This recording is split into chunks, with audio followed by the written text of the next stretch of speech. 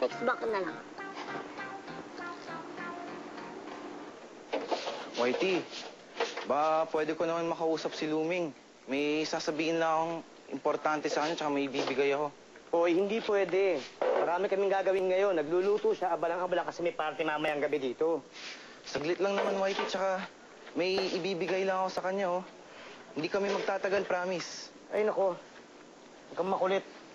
Sabi lang, hindi pwede, hindi pwede, hindi pwede, hindi pwede, hindi pwede. Whitey, pakiusap naman ng isang kaibigan, oh. Alam mo, ang kulit mo. Sinabi lang hindi po pwede. Busy-busy nga kami. Tignan mo, dadalawa na nga kami tao rito. Nag-aasikaso. Tapos yung 3 dragonesa, panay pang utos dito, utos doon, tawag ito, tawag doon. Hindi naman maganda paos-paos yung mga yan. Gawan mo naman ng paraan, Whitey. Sandali. Pakisabi na lang mamaya. Ha? Kita kami sa ukay-ukay. Hindi nga Hintay ako pwede. doon. Ang kulit-kulit mo, sinabi ng ba, bakit Okay. naman di po pwede? Pati naman ang kausap, di ba? Baka pwedeng pakiusapan yung tao na pwedeng kausapin ka mamaya sa ukay-ukay, di ba? Tsaka isa pa, lahat naman ng bagay pwedeng gawa ng paraan.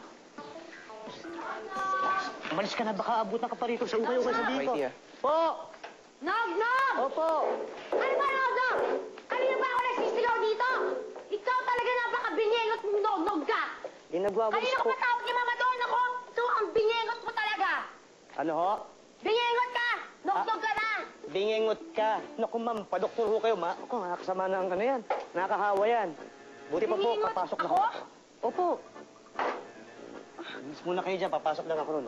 Binyengot? Binyengot ako? Paano nangyari yun? Binyengot? Naku, baka maiipan ako ng masamang hangin. Naging bingi ako. Buddy?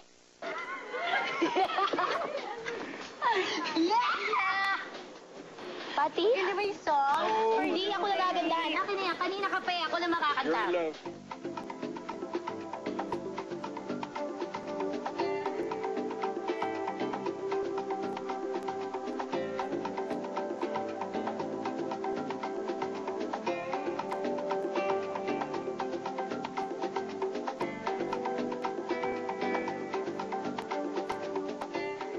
This is si Tita Maha, Sutla, and Patty.